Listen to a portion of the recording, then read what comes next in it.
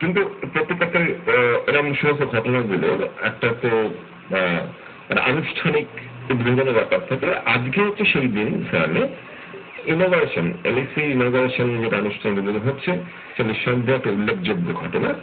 এবং এই ব্যাপারে আমাদের এখান থেকে আমাদের কিছু কিছু প্রতিনিধি যারা ওখানে উপস্থিত আছেন, যেমন আমাদের ডিরেক্টর বিকাশ সিনহা। আপনারা জানেন ওই 10 সেপ্টেম্বর প্রথম দিন ঘুরেছিল দুদিকে, কোনো পলিউশন হয়নি।